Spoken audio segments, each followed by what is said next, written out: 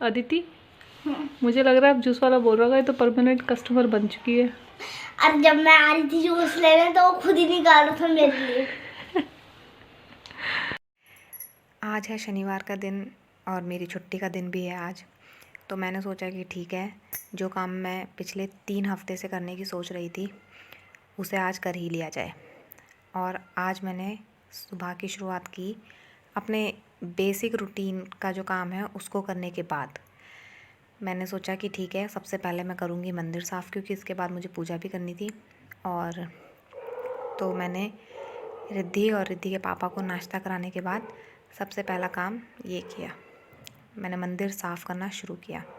तो जो मेरा मंदिर का जो कपड़ा था ये आप देख सकते हैं, ये रिद्धि के पापा ने बनाया। ये मोर पंख मैंने ख़रीदे थे दिवाली के दिन और रिद्धि के पापा ने इसको फ्रेम किया है। तो हमने इसको मंदिर के ऊपर ही रखा है, क्योंकि जब सामान सारा आया था इन्होंने मुझे पूछा कि इसको कहाँ लगाऊं, तो मैंने कहा कि ठीक है, फ़िलहाल के लिए आप इसको यहाँ पे रख दीजिए।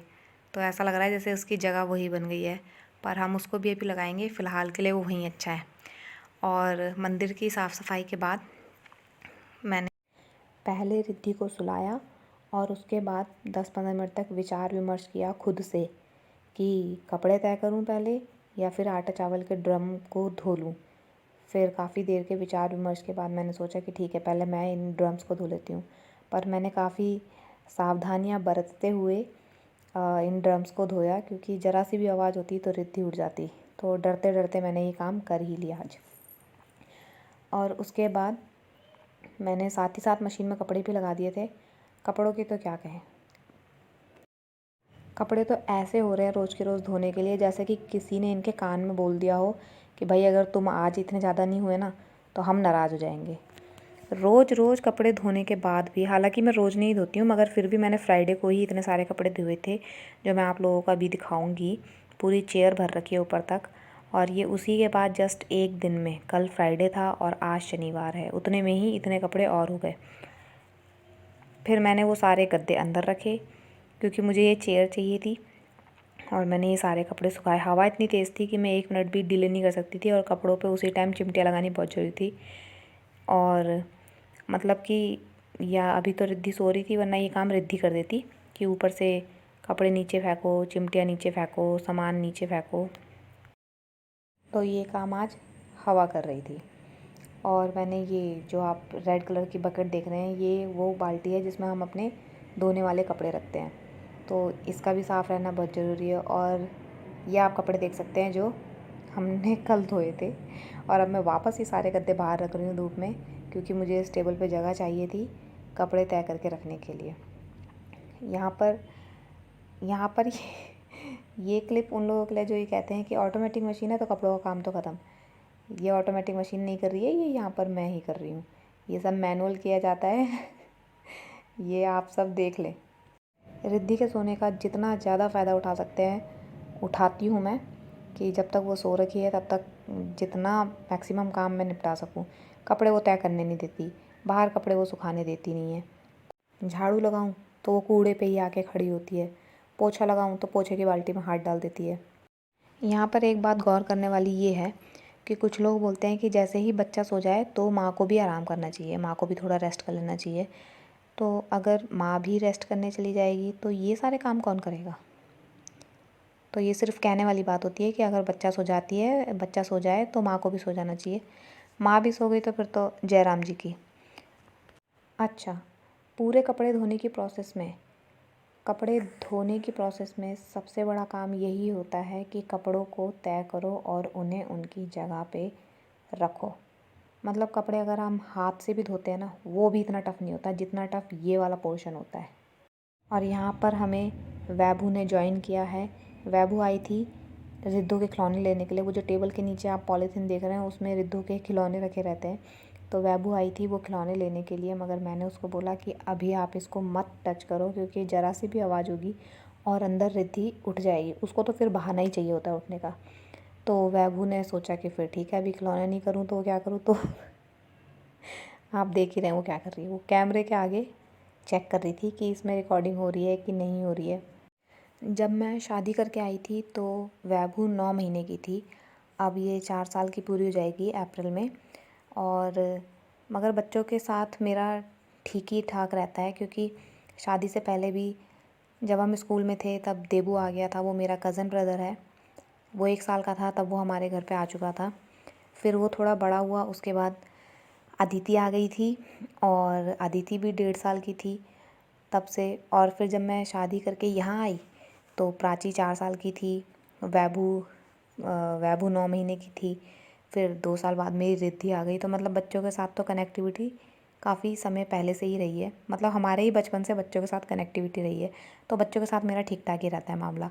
बच्चे भी खुश रहते हैं और मुझे भी अच्छा लगता है बच्चे आसपास रहे तो। पिछले साल जब मैं वर्क फ्रॉम होम कर रही थी, रिद्धि तब 1 साल की थी, और जब रिद्धि 6 महीने की थी तो मैंने ऑफिस ज्वाइन कर लिया था। उसके बाद जैसे रिद्धि अपनी दादी के साथ चली गई है तो मैं कमरे में अकेले काम करती रहती थी। इतने में आती थी प्राची, और प्राची फिर प्राची चलाती थी टीवी। तो मुझे अच्छा लगता था कि ठीक है, कमरे में टीवी चल रहा है, बच्चे भी हैं, थोड़ी बहुत आवाज़ चलती थी तो एकदम से ना खाली खाली सा महसूस नहीं होता था। मगर अब जैसे कि स्कूल ओपन हो गए हैं, वो स्कूल जाती है, फिर ट्यूशन जाते हैं ये लोग, थोड़ा गली में भी खेलेंगे ही, कभी कभी आते हैं। तो अब जब मैं ऑफ़िस का काम करती हूँ, अब तो क्या मतलब पिछले 6 महीने से जब मैं ऑफ़िस का काम करती हूँ तो मतलब कि मैं चुपचाप अकेले अपना ऑफ़िस का काम करती रहती हूँ। कोई आवाज़ नहीं, मतलब आवाज़ इन द सेंस टीवी की कोई आवाज़ नहीं। थोड़ा टीवी में कुछ ना कुछ चलता रहता है तो थोड़ा ठीक ठाक लगता है। अब जब हम ऑफ़िस में काम करते हैं तो वहाँ पे हमारे काफ़ी सारे कलीग होते हैं, तो आप उनसे भी थोड़ा इंटरेक्ट करते रहते हो, तो थोड़ा लाइवली सा इन्वायरमेंट रहता है। और यहाँ पर मेरी परफॉर्मेंस बहुत बढ़िया काम किया है मैंने। इतने सारे कपड़े थे, इन्हें इतने तरीके से रखना भी छोटी बात नहीं है। और वो जो आटे और चावल के ड्रम थे उन्हें मैं समय के साथ ही वापस ले आई, क्योंकि अगर रिद्धि उठ जाती तो वो ड्रम ऐसे बजते कि उनकी आवाज़ कोई रोक नहीं पाता। तो मुझे उसके उठने से पहले पहले ये काम वापस निपटाना था। और आटे के ड्रम में तो मैंने आटा डाल दिया, मगर ये जो चावल का ये जो बैग है ये इतना सुंदर है कि मेरा मन नहीं किया इसको फेंकने का, क्योंकि अगर मैं इसको खाली कर देती तो 2-4 दिन बाद फिर मैं इसको फेंक ही देती। तो मैं सोचूंगी कि मुझे इस थैले का करना क्या है, क्योंकि वो बहुत सुंदर है। और मैं जब वो बाल्टी वापस रखने के लिए आई तो मैंने देखा कि ये पौधों से भरा हुआ ट्रक हमारे घर के आगे, और ये इतना सुंदर लग रहा था, मेरा मन किया कि काश ये सारे पौधे यहीं छोड़ जाए, मगर ऐसा नहीं हो सकता था। और ये है, मुझे नहीं पता कि ये मेरी शादी की गगरी है या फिर सगाई की, मगर ये है इन्हीं दोनों ओकेजन में से किसी एक का। तो मैं इसको सर्दियों में यूज़ करती हूँ, क्योंकि गर्मियों में तो मैं घड़ा यूज़ करती हूँ, क्योंकि मम्मी के घर में भी मम्मी हमेशा से घड़ा यूज़ करती आई हैं गर्मियों में। तो मुझे यहाँ पे 3 साल हो गए हैं, तो मैं तो यही फॉलो करती हूँ कि गर्मियों में लाती हूँ घड़ा और सर्दियों में यूज़ करती हूँ ये अपनी तांबे की गगरी। तांबा है पीतल है पता नहीं। वैसे भी घड़े का पानी 99.9% साफ़ होता है, शुद्ध होता है। ये लाइन मैंने अपने स्कूल टाइम में पढ़ी थी। अब मुझे नहीं पता मैंने स्कूल की किताब में पढ़ी थी या कहाँ पढ़ा था, मगर ये लाइन मैंने पढ़ी हुई थी कि 99.9% घड़े का पानी शुद्ध होता है। तो और वैसे भी घड़े का पानी फिर अच्छा ही लगता है, हम तो पीते ही आ रहे हैं बचपन से ही, तो अच्छा ही लगता है। अगर फ्रिज में भी रखना होता है तो घड़े से ही बॉटल भरो और फ्रिज में रखो। आज के लिए मैंने बहुत सारे काम सोचे हुए थे जो वीक डेज़ में नहीं हो पाते हैं, और मगर क्या करूं, सुबह से 6:30 बजे से सब कुछ करते करते शाम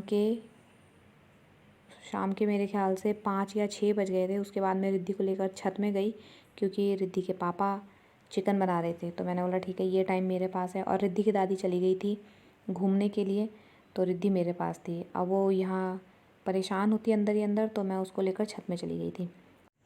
मैंने सोचा था कि हम शाम को मंदिर जाएंगे, क्योंकि सुबह तो मैं घर के मंदिर की सफाई कर रही थी, उसमें बिज़ी थी, मगर वो भी नहीं हो पाया। मुझे अपने कॉम्स की सफाई करनी थी, वो नहीं हो पाया। रिद्धि को लेके पार्क जाना था, वो नहीं हो पाया। और जो रिद्धि के पापा नीचे चिकन बना रहे थे, मैं आप लोगों के साथ उसकी वीडियो बिल्कुल शेयर करती, मगर क्या करें, लाइट नहीं थी, तो वो अपने फ़ोन की लाइट से ही चिकन बना रहे थे, तो वो भी पॉसिबल नहीं हो सका। तो नेक्स्ट टाइम मैं बिल्कुल शेयर करूँगी। और इसी के साथ ये वीडियो आज एंड करते हैं। मिलेंगे नेक्स्ट वीडियो में। Till then take care, bye bye.